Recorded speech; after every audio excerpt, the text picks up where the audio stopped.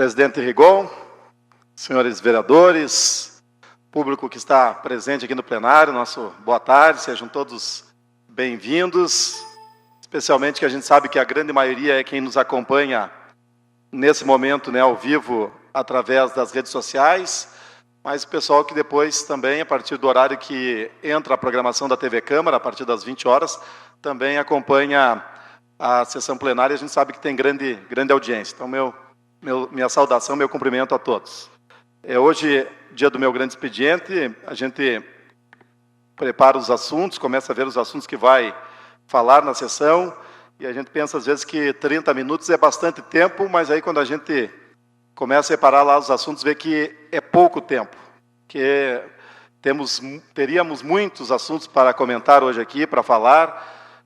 Se fôssemos aproveitar o espaço exclusivamente para fazer uma prestação de contas do que temos feito e pegando só as ações, as iniciativas, as proposições, os projetos que a gente apresentou do último expediente, grande expediente que eu fui quem realizei aqui nessa tribuna, até hoje, eram inúmeras proposições e com certeza não daria tempo, então a gente procurou destacar algumas para trazer aqui para os senhores.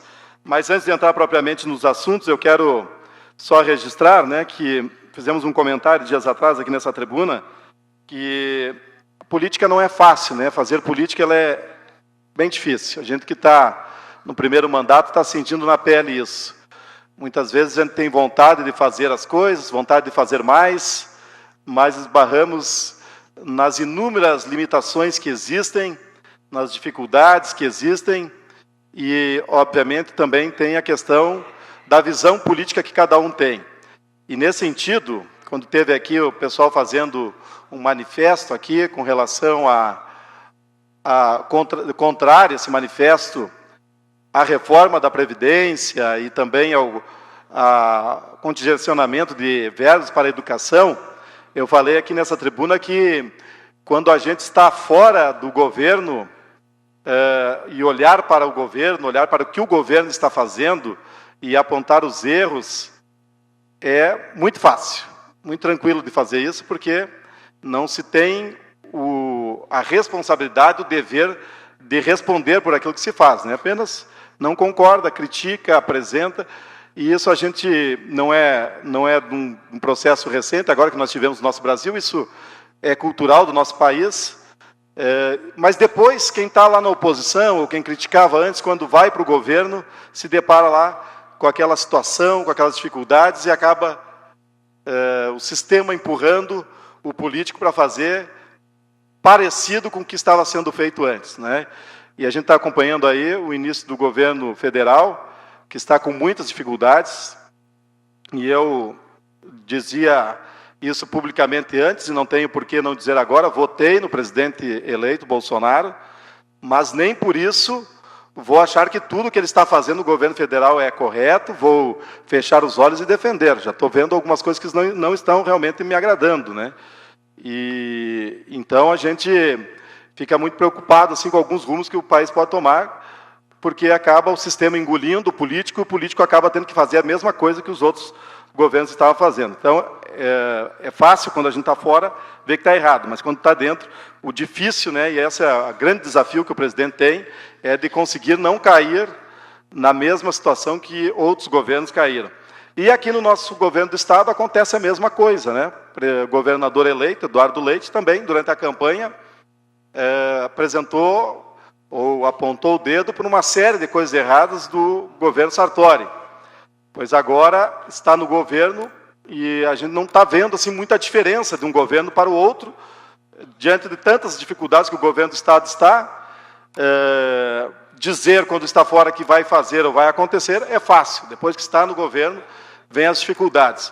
E eu quero lamentar, sobretudo nesse momento, poderia falar muitas coisas do governo, mas quero lamentar, sobretudo nesse momento, a votação ontem na Assembleia Legislativa do Estado, onde, depois de ter tido muita dificuldade, inclusive na sua base de apoio, o governador conseguiu aprovar os nomes para a direção do Banrisul, que é, hoje, quem sabe, o que está salvando o Estado do Rio Grande do Sul, O Banrisul é aquilo que o povo gaúcho zela realmente de fato. Se fala em privatizar várias empresas públicas e as pessoas até estudam essa possibilidade de concordar, mas se fala do Banrisul, de cada 10 gaúchos, 8, 9 não querem a privatização do Banrisul.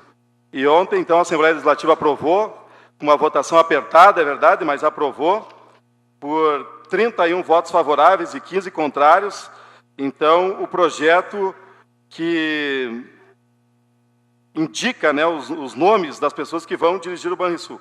Não conheço particularmente nenhum desses senhores, dessa senhora que está aqui, então não posso fazer avaliação sobre a competência, sobre se realmente vão fazer um trabalho bom para o Banrisul ou não, se vem com o intuito já de preparar a privatização ou não, como já está sendo anunciado.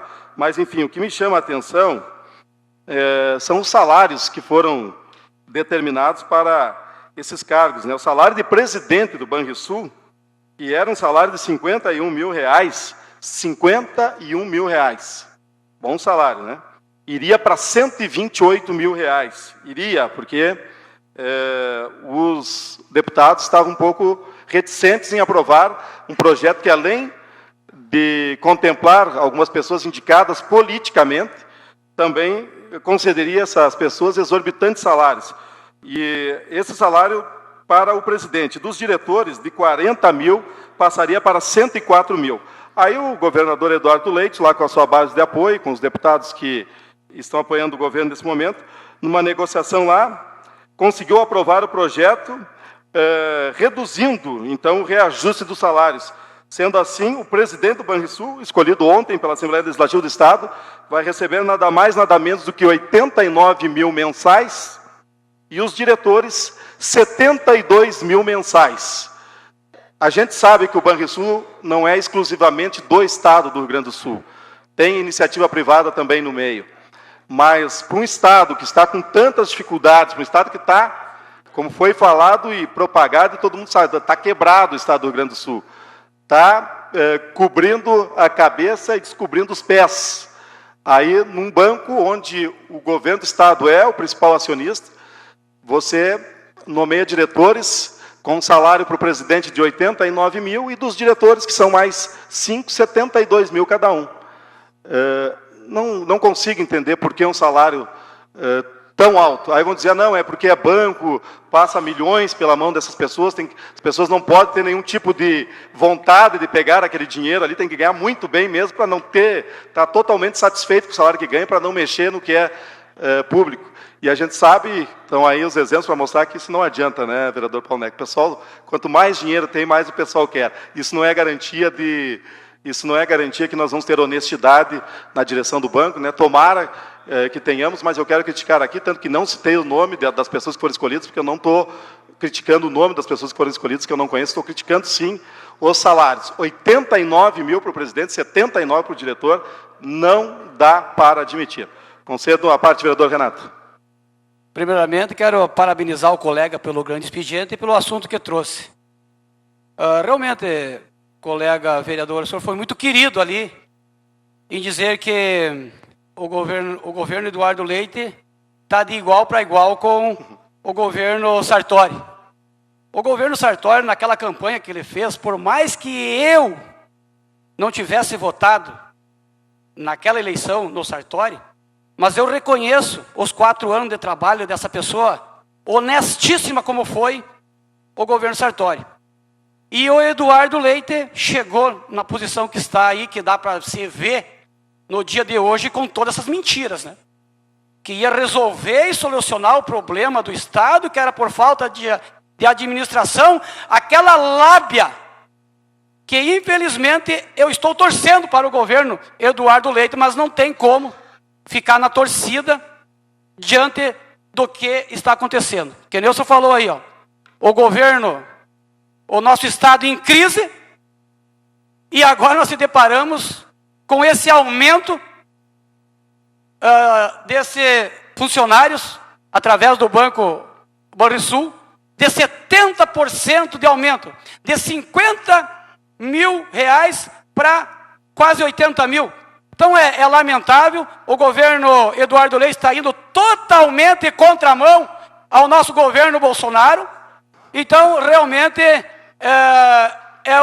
mais um mentiroso que está aparecendo aí, que fez aqueles discursos calorosos na campanha, a todo custo, vereador Paulo Necker, para lograr a comunidade rio-grandense, que eu boto a culpa no povo rio-grandense. Vocês têm que parar de acreditar em bonitinhos e em contos de fada e encarar a realidade. Bonitinhos e contos de fada não recupera a cidade, não recupera o estado e muito menos o Brasil. Obrigado, e foi o que aconteceu. Acreditaram na belezinha e agora a belezinha contou essas mentiras aí que está dando para ver. Obrigado, vereador Renato. Dizer que aqui nós temos o colega João dos Santos, né, que é do PSDB, não estou falando absolutamente nada de partidos, viu? Não respeitamos os partidos e o PSDB, inclusive, é um partido que eu tenho grande simpatia pelo PSDB. Então, não estou falando aqui por questões partidárias ou políticas, estou analisando fatos apenas. Mas, enfim, feito esse comentário para iniciar aqui o grande expediente, eu quero falar de uma primeira ação que a gente realizou e aproveitar também hoje a TV Câmara, que pode exibir essa matéria e passar para os senhores que estão presentes aqui, para quem não pôde assistir. Recentemente, um projeto de lei que a gente protocolou aqui nessa casa foi pauta de uma matéria que saiu no Estado inteiro com relação à segurança para as mulheres, onde nós estamos visando aí contribuir com a segurança pública, preservando a integridade física e o bem-estar das usuárias do transporte coletivo de Passo Fundo. O projeto de lei de nossa autoria, ele busca facilitar o desembarque de mulheres nas paradas de ônibus no período noturno, a partir das 21 horas. Eu quero convidar os senhores para assistir essa excelente matéria aí, realizada pela RBS TV, que foi ao ar na semana passada, e que essa matéria mostra o quão é importante esse projeto, que pode inicialmente parecer um projeto simples, mas é um projeto de grande interesse social e que, sem dúvida nenhuma, fará grande diferença se for aprovado aqui por essa casa. Por gentileza, Miquel. Você aí que anda de ônibus já sentiu medo ao desembarcar e caminhar sozinho até em casa à noite? Esse sentimento é bastante comum, principalmente entre as mulheres. Em Passo Fundo, um projeto de lei que está para ser votado quer permitir que à noite as mulheres não precisem desembarcar nos pontos de ônibus e sim mais perto de suas casas. A repórter Dulce Saquete pegou o ônibus à noite e encontrou mulheres assustadas e preocupadas com a própria segurança. Mulheres, jovens, mães, trabalhadoras que esperam pelo ônibus depois de um dia todo na rua. E é perigoso? É perigoso. Teve um dia que eu tive que parar para trás e ficar de medo. O carro parou na frente, estava tudo escuro, e daí eu tentando ligar para o meu pai para ele me buscar. Daí eu consegui ligar, meu pai veio me buscar. Daí quando o cara viu o pai, ele largou com o carro. Eu desço e procuro ir o mais rápido possível para casa, né? Ainda que eu moro no meia quadra, não é tão longe. O cobrador, o motorista, eles param para você, além do ponto mais perto de casa? Não, para na parada de ônibus. Segundo a Secretaria de Transportes e Serviços Gerais, mais de 45 mil passageiros usam o transporte coletivo por dia na cidade. A gente embarca em uma das mais de 40 linhas oferecidas por 3 empresas de ônibus. Aqui, a maioria dos passageiros são mulheres. Às vezes eu fico até às 10h30 trabalhando, na sexta. Daí não tem ninguém. De ônibus demora, às vezes, para vir. Tem que se cuidar. Tem que se cuidar. É muito perigoso por conta de que qualquer coisa, qualquer pessoa que esteja atrás de tu como mulher, tu se vira, tu já fica nervosa. Quando desce, o medo é maior ainda. O medo é maior ainda, por conta que é noite, né? E tu tá sozinha. Hoje, quantas quadras você vai fazer para chegar em casa? Umas 5 quadras. A gente pode te acompanhar depois? Pode sim. Descemos no bairro Boqueirão. Mariana é estudante de ensino médio e faz esse trajeto depois da aula.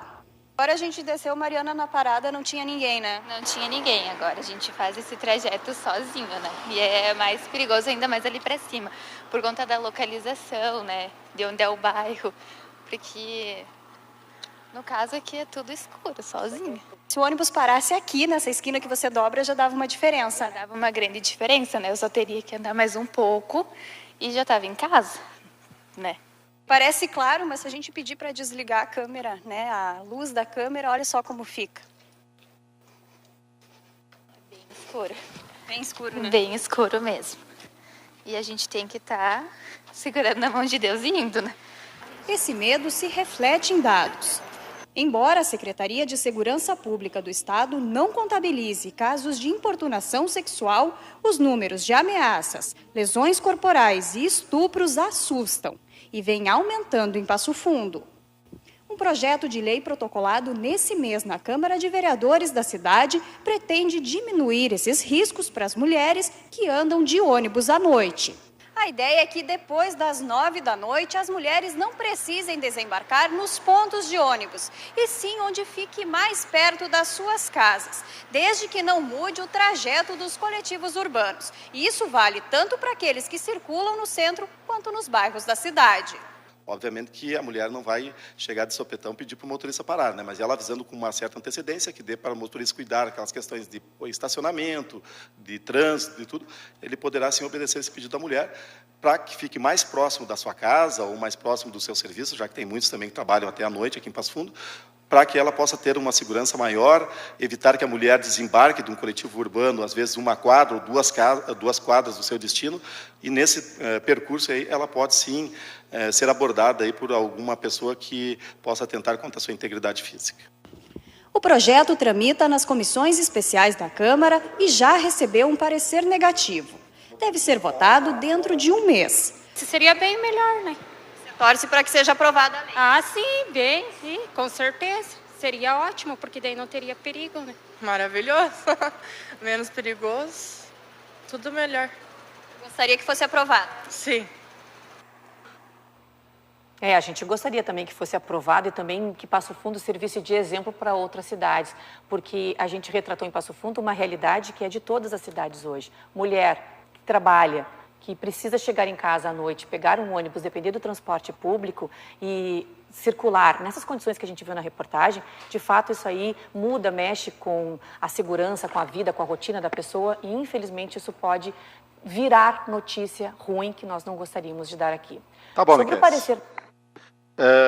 Está aí a matéria que a RBS levou ao ar, né, que a gente ficou bem satisfeito com a repercussão desse projeto. Eu quero falar aqui para os colegas vereadores, para a comunidade que nos acompanha, que realmente esse projeto recebeu um parecer contrário da Procuradoria da Casa e até uma sugestão que a gente pudesse transformar esse projeto em indicação. Eu não vou transformar esse projeto em indicação, vou manter o projeto de lei, quero pedir apoio aqui para os colegas vereadores.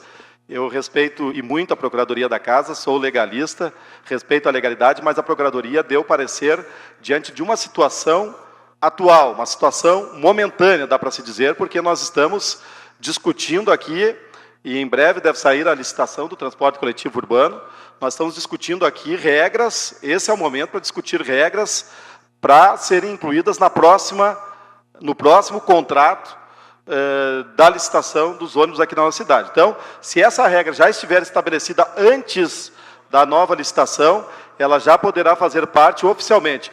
É um serviço de interesse local, interesse público, como deu para ver aí na matéria, não causa nenhum tipo de desequilíbrio financeiro para as empresas, uma vez que a gente frisou ali que o ônibus permanece no seu trajeto apenas para num ponto mais próximo, que a mulher avise com antecedência, o motorista poder cuidar da questão de parada, de estacionamento, de trânsito, enfim.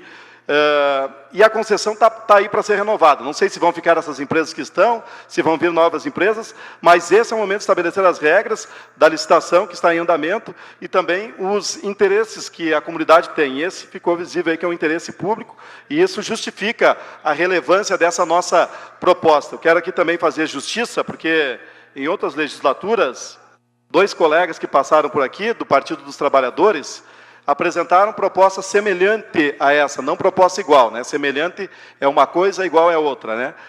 Apresentaram proposta semelhante para embarque e desembarque e para toda a população, para todos os passageiros. Aí realmente torna inviável. Você já pensou um ônibus onde tem 30, 40 pessoas, todo mundo pedindo para aqui, para ali, vai enlouquecer o motorista, né?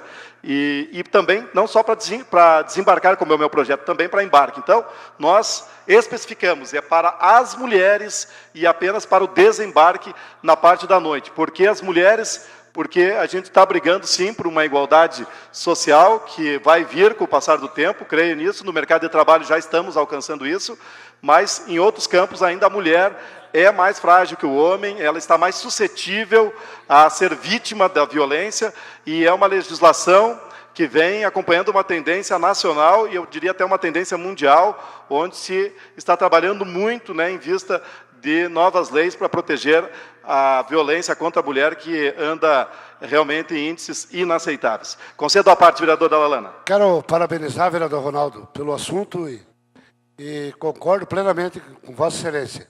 E aproveitar aqui a oportunidade de já agradecer, porque eu vi a entrevista da Paula, que era diretora da Coleurb.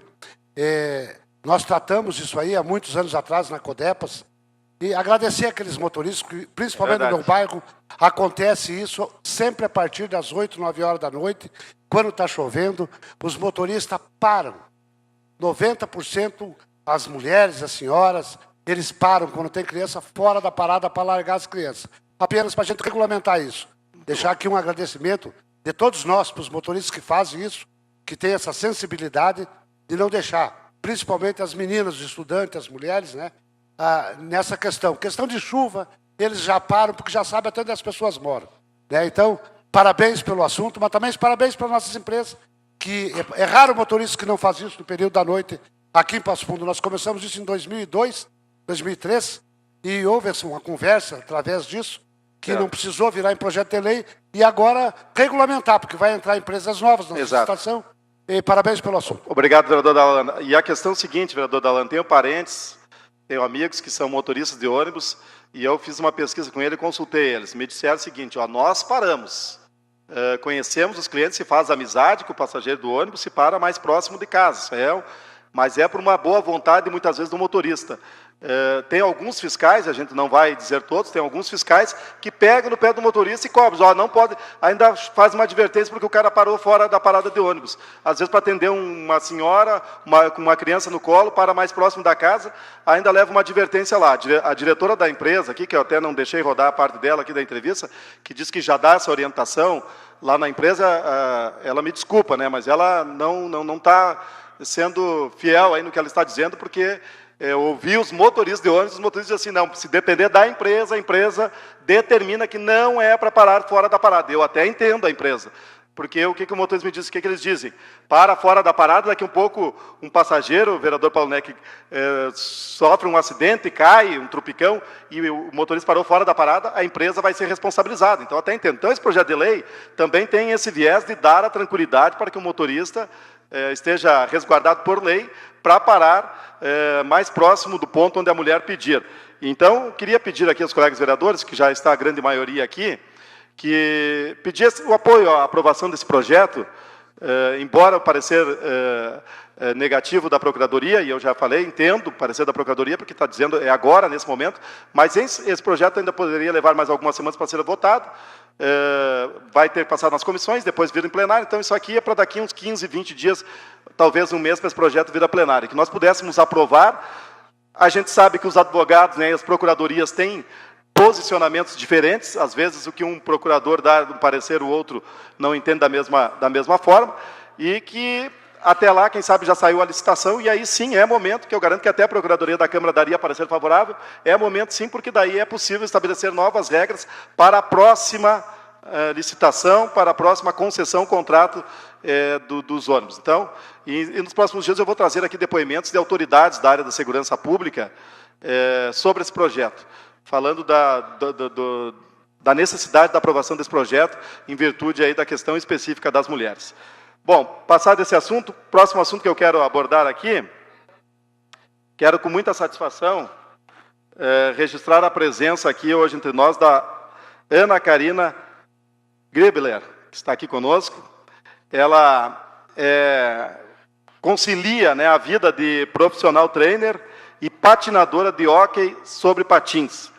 A Ana, pedi para a Ana só acenar, Ana, para o pessoal te identificar, saber quem é você. A Ana, desde os 4 anos, ela pratica esse esporte que não é tão conhecido assim entre nós aqui, mas pelo Brasil afora já está muito difundido. E ela é a única mulher em Passo Fundo que pratica o hóquei sobre patins.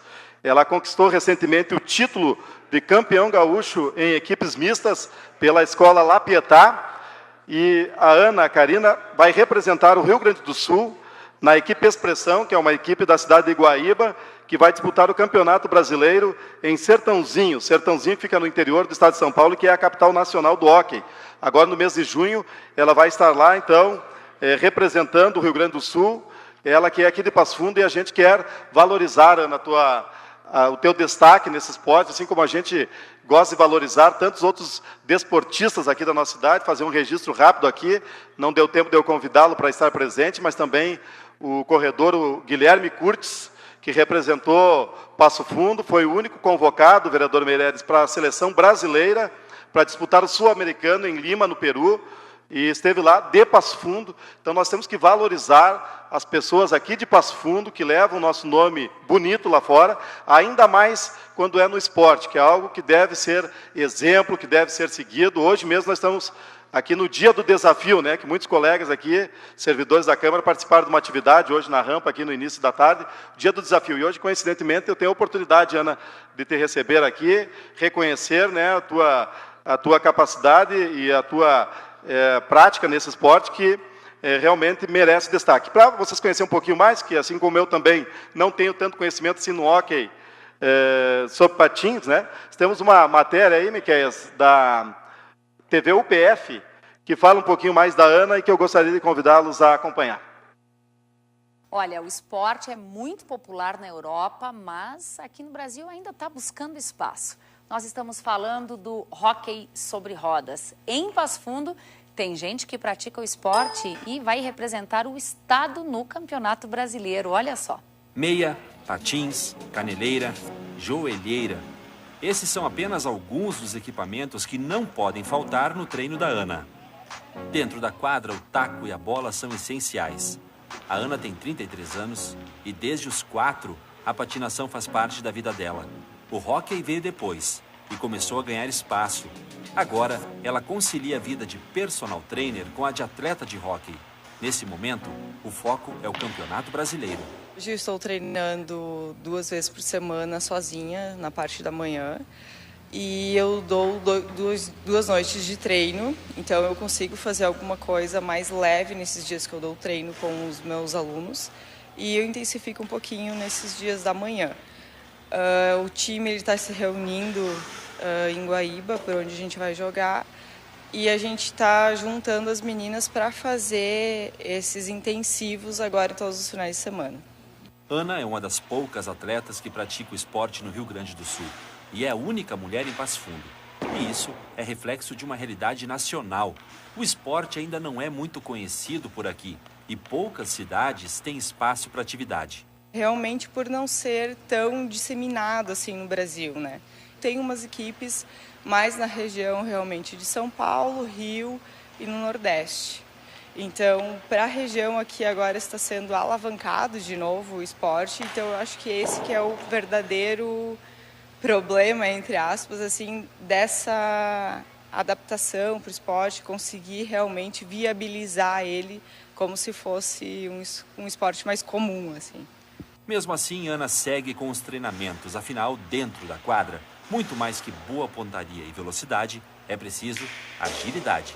Ele está abrindo bastante portas assim para mim. Uma delas é poder agora, por exemplo, jogar o brasileiro, né? É uma atividade que patinar para mim é uma atividade que eu amo.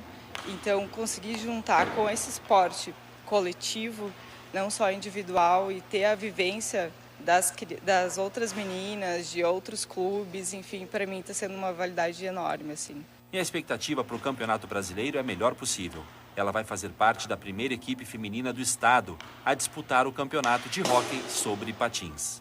A gente vai dar o nosso máximo e esperamos trazer bons resultados. Se a gente conseguir um resultado legal, provavelmente ano que vem a gente poderia ir por um sul-americano. Então, a gente vai com garra, vai com força para tentar trazer isso para a gente. Uma boa colocação.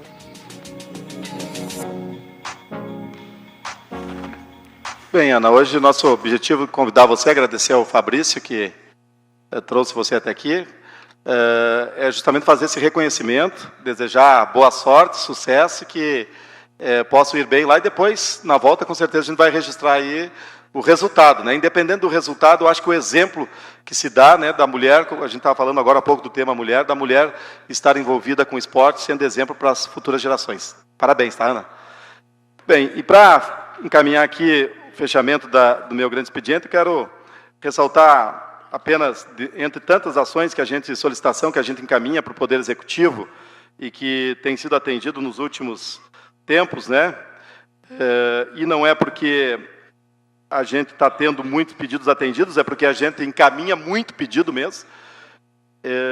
De cada 10 que a gente encaminha, 1 é atendido, mas já nos dão satisfeitos diante de tanta dificuldade, desde coisas mais complexas até coisas mais simples, como, por exemplo, quero registrar aqui a sinalização que foi realizada recentemente no trânsito horizontal e vertical, lá junto à Escola Urbano Ribas, onde vai trazer agora mais segurança, principalmente para a comunidade escolar. Fui procurado lá por um pai, que é meu amigo, me trouxe essa demanda aí há alguns meses atrás, e a gente, depois de tanta insistência lá com a Secretaria de Segurança, juntamente aqui com a Secretaria de Serviços Gerais, que é que a Secretaria de Segurança autoriza, a Secretaria de Serviços Gerais é que executa, mas a gente conseguiu aí hoje a sinalização ali próximo da Escola Urbano Ribas está exemplar, né, e a gente fica muito satisfeito. É algo simples, mas que traz segurança, né, e isso aí tem que ser